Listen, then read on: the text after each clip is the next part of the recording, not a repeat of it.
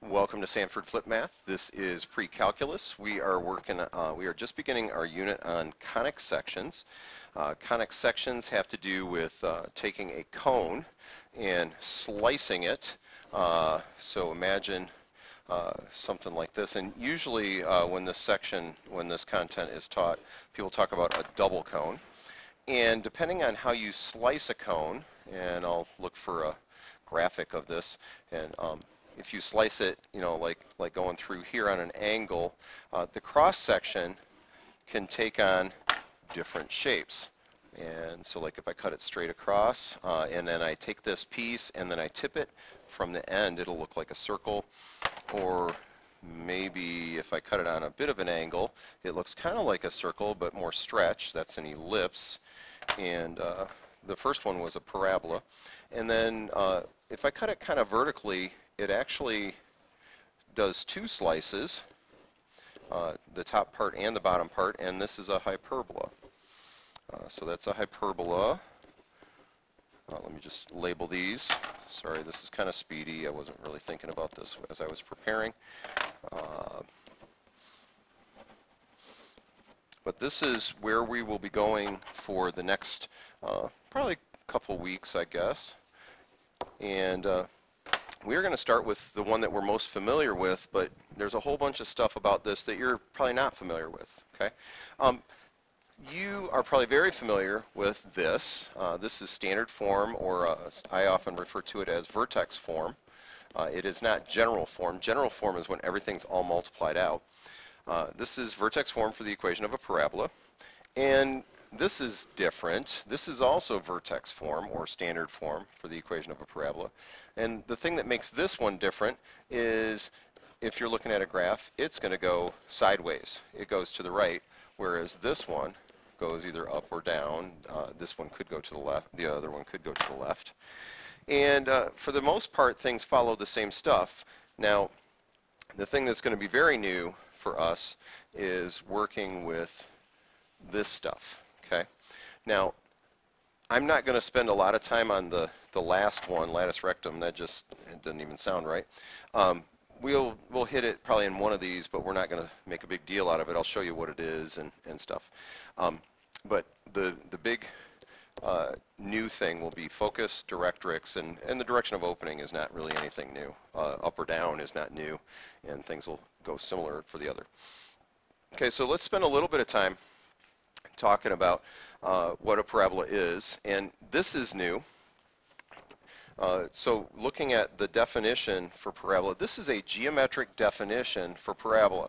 Now, back in geometry class, you saw probably a definition similar to this for circles, which we will revisit in the next chunk of information. But it is the set of all points in a plane equidistant to a fixed point, that fixed point is called the focus, and a fixed line, and that fixed line is called the directrix. In physics, you might have played around with that idea of focus a little bit. You may or may not have. It depends. It has to do with like lenses and mirrors and things like that, and it actually applies directly to parabolas. All right. Well, let's take that definition and let's draw what it's talking about. Okay. So what we have is a fixed point called the focus. So I'm just going to put a point here, and I'm going to call it F for focus. Isn't that clever? I'm going to draw a line that does not go through the focus, and that line is called the directrix, and I'm going to use a little d for that line, because lines in geometry are named usually with either two capital letters, the letters of points, or a single lowercase letter that's usually either italic or cursive. Okay? All right, so lowercase d is directrix, F is the focus, and that's got to be a capital F. So equidistant, well, shockingly enough, this means equal, I know this is deep, distance. Okay, sometimes people say math is hard. Okay, I know there are things more complicated. So in a plane just means that it's going to be in a flat surface. Okay, so if I pick a point that's equidistant, it has to be the same distance to the focus and the same distance to the directrix. So an example would be this point right here. And if I measure this distance, it's going to be the same distance as that. Now, distances from a point to a line have to go perpendicular to that line. So I'm going to put a little perpendicular mark to there. Okay. All right, so let's pick another point. And this point, if I've picked it correctly, will be the same distance to this point, to the focus, and the same distance to the directrix. So these are equal to each other. They're not equal to the first distances. You know, if I call this point A and this point B, the distances to point A are equal to the focus and directrix, but they're not the same distances as from B to the focus and to the directrix. Okay.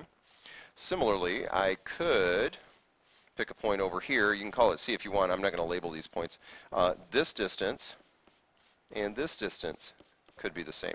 Now, if I pick the point directly across from this point B, then these distances would really be the same as the ones for B, but they don't have to be. Okay. Let me just do a couple more. So this distance and that distance, and maybe this distance and that distance are the same.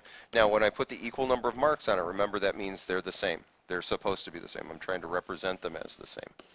Okay, and this is my parabola. Okay, now I've used 1, 2, 3, 4, 5 points to illustrate this definition. Okay, I need you to be aware that it is very common for me to ask on quizzes or tests for you to illustrate the definition of a parabola using at least 2 points. Well, I have 5 points here, so you know I might ask 2 points or 3 points. But the basic idea is that distance has to be the same to the focus and to the directrix. Now, quick little note to self here. This point right here is between the focus and the directrix.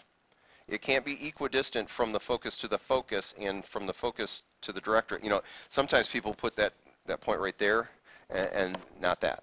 Okay. This point, the one that's exactly halfway between, is also the vertex.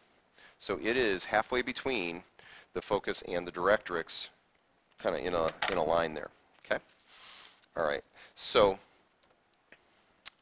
some quick examples of parabolas. Now these first two are not new. So imagine the basketball flying through the air. The path that it takes is a parabola. And if it bounces, it's going to do another parabola. And if it bounces, it'll do another parabola. And they get smaller and smaller because of air resistance and energy absorbed by that bounce and things like that. On this suspension bridge, this part right here, the cables actually make a parabola. Okay, now obviously it's not the entire parabola. The parabola would keep going. But that is very, very common. And there are also other bridges that you see. Sometimes there are like supports, and a lot of times those arches underneath are also parabolas. Okay. Couple more quick examples. This is a little illustration of the path that a comet took back in 1973, and its path, it came in and then went out, and the path was a parabolic path. Just about all motion in the sky, like in space and things like that, just about all of that motion is is conic. It could be a circle, could be an ellipse. Much of it's an ellipse, sometimes a parabola. Cool thing about this one is where the sun is happened to be the focus of that parabola. There's typically not a geometric or real-life meaning for what the directrix is doing. It's usually not there, but it's very common for the focus to be there. Okay, this is Thomas Edison. He did a big spotlight here. Now, the reflector on the back, the part in the back of the bulb, is actually that mirror surface. Okay, here's a little illustration from the side. So you have the bulb, right? And then this back part is typically, if it's a really good light, will be a parabola. And what happens is, as the light comes off the front of the bulb all over the place, right? But half of that light comes from the back of the bulb, and what it does is it bounces out, and when it does that, if that bulb is at the focus, all of the little light beams, the way it reflects, actually all come out straight and parallel. Okay? It's just the opposite when you have a satellite dish. All of the signal from the satellites come in and bounce to that focus. Okay, so the focus actually has a physical real-life use. Similarly, this is actually like a stove kind of thing, and the idea is you got this pot here and it's grabbing sunlight, and the sunlight comes in, hits the mirror, and gets reflected to that pot. And so this is like a little survivalist stove kind of thing. Notice there are these lines down the middle of these mirrors that are solar collectors, and the sun comes in, hits this mirror, bounces up to that focus point, that focal point that's running down the length of this parabola-shaped reflector. So parabolas are very much in use in real life, and then the issue ends up being, okay, so what about the focus? Well, it really has an application, not in every single use of parabolas, but in many. All right, so that's a lot of background. Okay, we're going to spend a little bit of time reminding you about how to get back to vertex form. Okay, I'm not going to spend a lot of time, but let me say this, that many of the examples that I'm using here are going to come from the support materials from the Glencoe book. And the Glencoe, this is actually from the Algebra 2 book, but I know we did not get to this content in Algebra 2, so we're going to spend a fair amount of time in pre-calc doing it. And I think it's the copyright 2008-ish stuff. So I want to give credit to them because these equations that we're about to work on and the list of formulas and stuff all come from them. Okay, so we're going to try and put this guy into vertex form. Now, with that disclaimer, let me say this. I do not do completing the square exactly the same way it is on the sheet that I passed out in class labeled as 10-2. It's a good example. It's a good way. I just don't do it that way. Okay, so I just think it's more conceptual to do it the way I'm going to do it. All right, so let me remind you, we did this back in chapter 2, I believe, toward the beginning. And I'm going to add 4 to both sides. And the first step that we typically do with this is get whatever constant there is out of the way. And then, if you recall, we're going to add something here to complete the square to make this x minus h squared happen. Now, I'm not spending as much time as I did building this before because we've done it. So the whole deal here is half of 6 squared, and that's what gets added here. So I'm going to add 9. Well, I can't just add on one side. I've got to add on the other side to balance things out. This is where I depart from what is on your sheet. Okay? So this is now y plus 13, x squared plus 6x plus 9. Now, I need to factor that, and this plus 9 was designed so that I can factor it into this form. And so this is going to be x plus 3 times x plus 3. I'm going to say x plus 3 squared. So y equals x plus 3 squared minus 13. So again, I know that was fast, but we've done this before. I'm just kind of reminding you what's going on. Okay, the vertex of this parabola is at -3, -13. Okay, so that's in my list. Okay, so I did that. The axis of symmetry, well, let's just do a quick little sketch of this thing first. -3, -13. Right here, and this parabola opens up because the number out in front, a, is positive. So it's going to look something like this, and this is a very rough sketch, sorry. Okay, and so domain, all real numbers. Range is about y values. It starts at -13 and goes up, so it includes the -13. So this is a way to write it. The axis of symmetry is the line that goes right through the middle of this bad boy. And it is, x equals -3. In this case, it's the x value. Okay, this one opened up. And then the only thing that we haven't done here, that we've never done before, is focus and directrix. So this is the new thing that you have to learn. Okay, all right, so let me just kind of remind you that we have a little formula that talks about focus and directrix, and this comes from that first screen, the first slide, and it says the focus for a parabola that opens up and down is h and k plus 1 over 4a. Okay, now I am not going to write it like this all the time. What I want to do is I want to talk about this, and I'm going to call that little piece little f. Okay, so little f I'm going to write as 1 over 4a. And little f is the distance from the vertex to the focus. Because I just think it's a lot. I don't like the way that's written, but I mean it's right. I just think that this is a smaller chunk to deal with. Okay. All right, so let's find what this is. Now that A is the same A that's right here that's out in front of the x plus 3.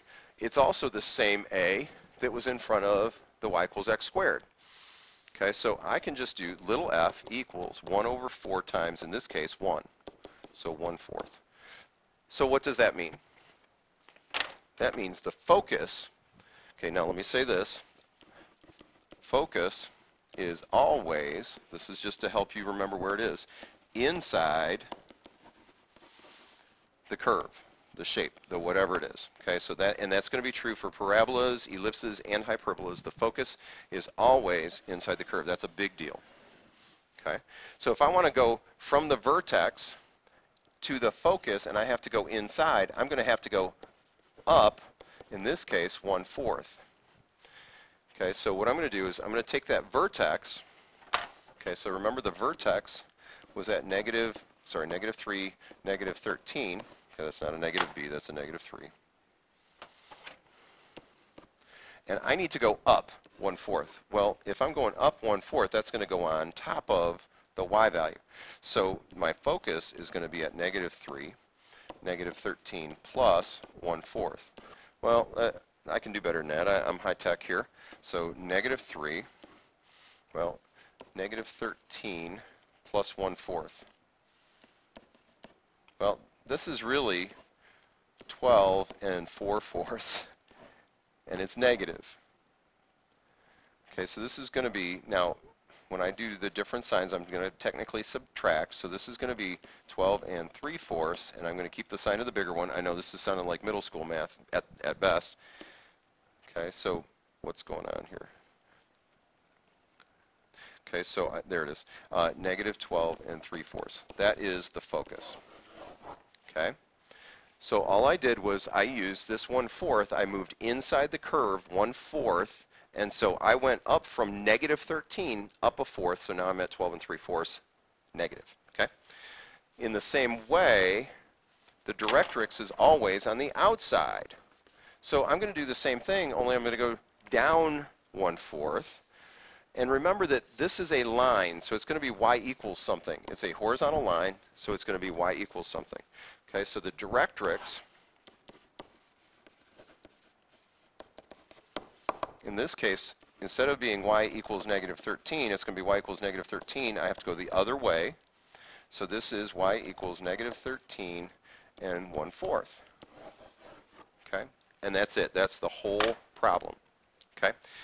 I'd like to do one more. I had planned on doing more than that, but you know how time just flies when you're having fun. I like that one, but we're not going to do it. We're going to do this one. And the problem with this one is that it doesn't have that a. And the a causes problems, but it does have x equals, and that's the new thing we haven't seen yet. Okay, so we'll do one like this one in class. Okay.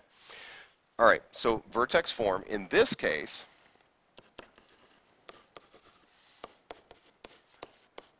so what happened? I mean, it used to be y equals a times x minus h squared plus k.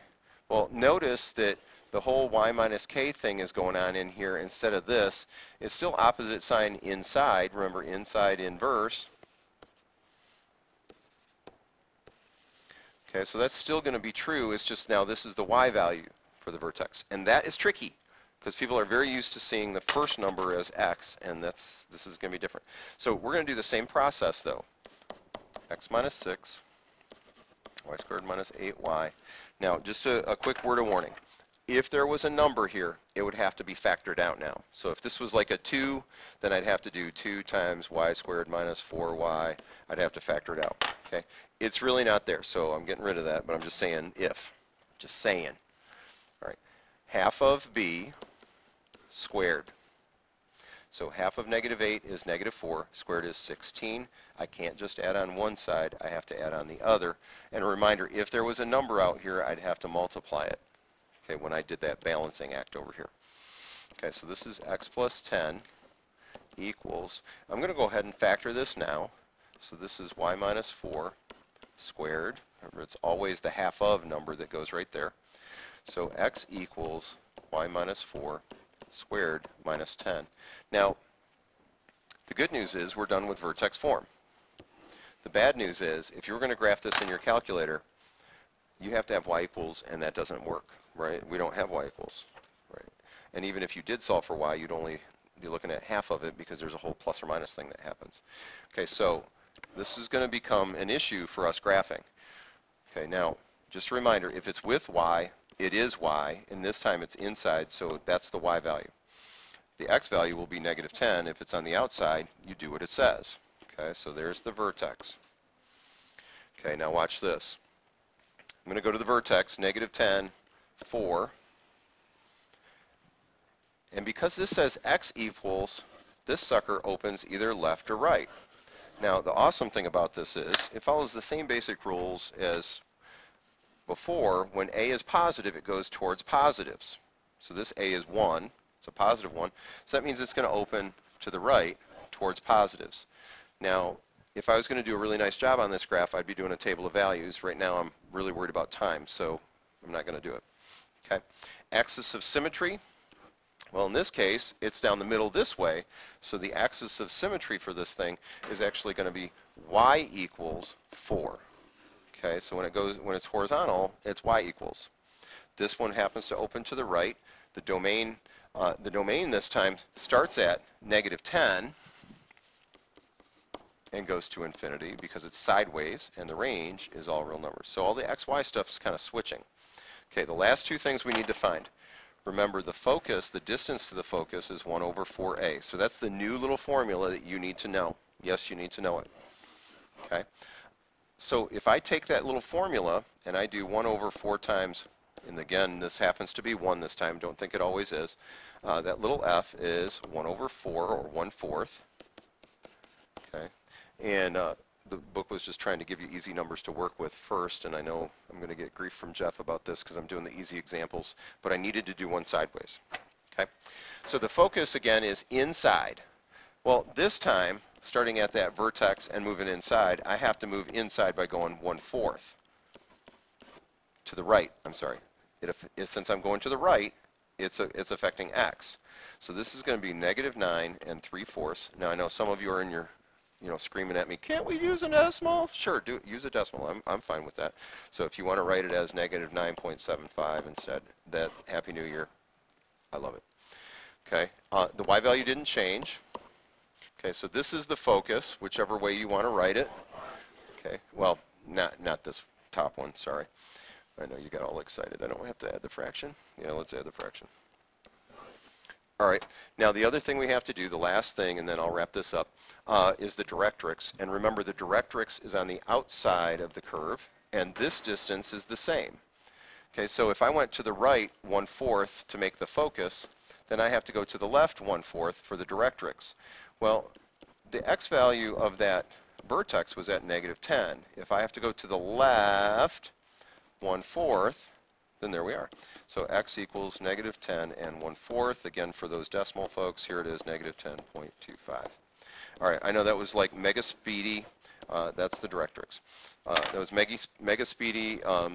Had a lot of ground to cover. We will do more examples in class and maybe have another video on this just to make sure. So thank you for watching Sanford Flip Math. It has been a while, and I appreciate your attention. See you in class. Bye.